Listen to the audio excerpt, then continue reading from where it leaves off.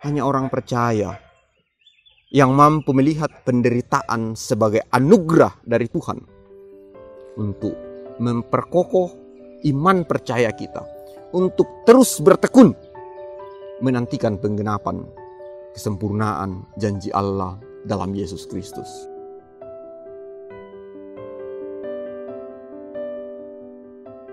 Salam sejahtera bagi kita sekalian dan salam sehat tentunya.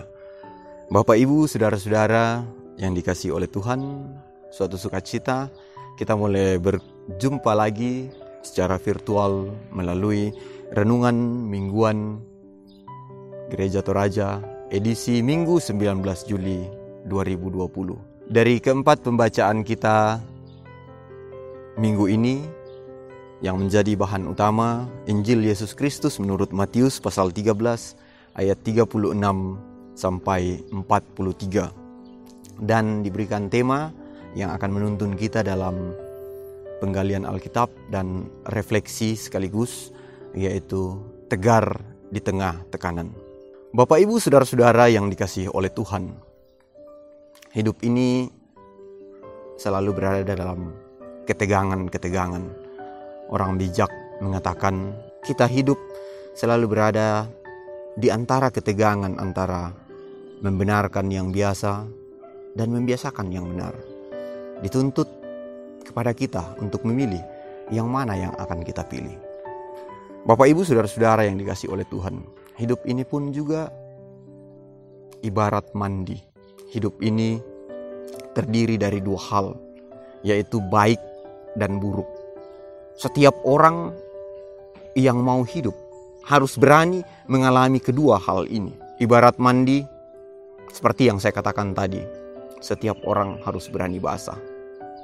Karena itu, jika ingin hidup, maka setiap orang harus melalui yang baik maupun yang buruk. Tidak ada kehidupan yang senantiasa baik-baik terus. Tidak ada kehidupan juga yang senantiasa seseorang diperhadapkan pada yang buruk-buruk terus. Terlebih lagi ketika kita berbicara tentang anak-anak Tuhan dalam Yesus Kristus yang dituntun oleh Roh Kudus.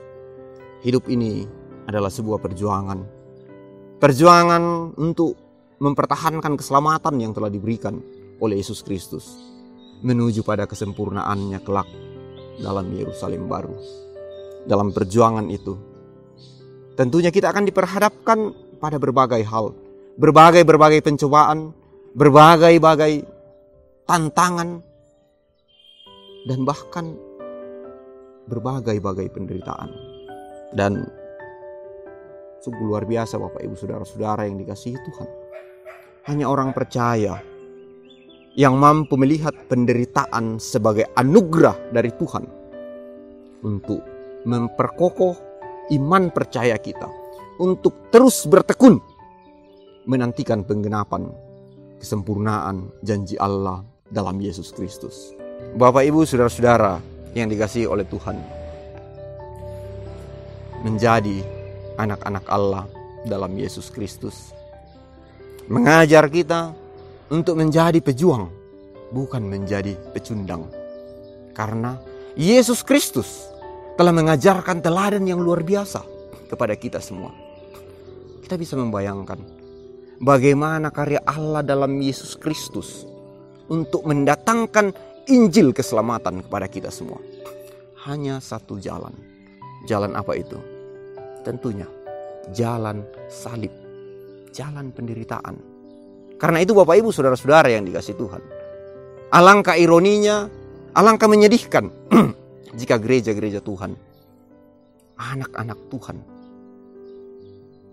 hanya menantikan atau hanya mengharapkan kehidupan-kehidupan yang nyaman, kehidupan-kehidupan sebagai anak-anak yang manja, anak-anak gampangan.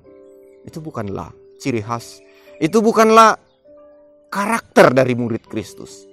Karakter dari murid Kristus itu adalah seorang pejuang yang terus berjalan menjalani kehidupan ini dengan tetap mengandalkan kuasa Roh Kudus. Yesus telah meninggalkan teladan bagi kita semua. Selain dia meninggalkan teladan, Yesus juga menjaminkan kekuatan kepada kita melalui kuat kuasa Roh Kudus. Perkataannya ketika dia akan terangkat ke sorga, aku menyertaimu senantiasa hingga pada akhir zaman. Bapak, Ibu, Saudara-saudara, Yesus mengatakan, aku menyertaimu senantiasa. Dia tidak mengatakan, aku akan menyertaimu kadang-kadang. Tapi dia dengan tegas menyatakan bahwa aku akan menyertaimu senantiasa dalam seluruh kehidupan kita. Bukankah kehidupan ini adalah miliknya? Bukankah kehidupan ini, kehidupan sebagai manusia baru, adalah pengorbanan yang luar biasa yang telah diberikan kepada kita? Jika ia telah memberikan dirinya, berkorban bagi kita, untuk menjadikan kita dari manusia lama menjadi manusia baru, itu berarti kita berharga di mata Tuhan. Bapak, Ibu, Saudara-saudara yang dikasihi Tuhan, ketika ia mengutus Roh-Nya yang kudus menguasai seluruh anak-anaknya, Roh Kudus diutus. Roh Kudus masuk ke dalam diri anak Tuhan untuk membuat anak-anak Tuhan itu memiliki daya tahan. Daya tahan yang luar biasa. Daya tahan yang ketahanannya itu berasal dari Allah. Sekarang pertanyaannya, jika ketahanan, jika kualitas itu adalah anugerah dari Allah, adakah kuasa-kuasa lain yang bisa mengalahkan atau bisa menggonjangkan kekuatan itu? Bapak, Ibu, Saudara-saudara yang dikasihi oleh Tuhan, pembacaan kita yang dari bahan utama, penjelasan tentang lalang di antara gandum. Di sana Yesus menjelaskan kepada murid-muridnya, kepada kita semua, bagaimana kehidupan orang percaya itu akan selalu menghadapi himpitan-himpitan dari lalang-lalang yang ditaburkan oleh si jahat itu. Kendati demikian, Bapak, Ibu, Saudara-saudara, kuasa Tuhan, anugerah Tuhan, kuat kuasa Roh Kudus akan senantiasa tetap memampukan anak-anak Tuhan untuk tetap berbuah, kendati dia berada di tengah-tengah himpitan. Dari Mazmur 139 ayat 1-12. Di sana kita belajar bagaimana kita disadarkan bahwa tak ada sesuatu yang tersembunyi bagi Tuhan. Dia tahu siapa kita. Bukankah kita ini ciptaannya dalam Yesus Kristus? Karena itu tidaklah mungkin dia membiarkan kita menghadapi persoalan-persoalan yang lebih besar daripada hal yang dapat kita tanggung. Dari Yesaya pasal 44 ayat 1-8. Di sana kita diajarkan bahwa Tuhan adalah satu-satunya Allah yang sejati, penguasa di sorga dan di bumi. Tak ada kekuatan yang mampu menandingi kuasanya. Dan dalam Roma pasal 8 ayat 12-25 kita disadarkan bahwa kita sekarang manusia baru dalam Yesus Kristus adalah hamba roh, bukan lagi hamba dosa. Karena hamba dosa senantiasa mengikuti keinginan-keinginan daging. Keinginan-keinginan daging akan senantiasa mendatangkan dosa, dan upah dosa adalah maut. Tetapi sebaliknya, Bapak, Ibu, Saudara-saudara, menjadi hamba roh, menjadi hamba Kristus, menjadi hamba Allah, berarti akan senantiasa mengikuti keinginan-keinginan Tuhan kita. Keinginan-keinginan roh. Apa itu keinginan-keinginan roh?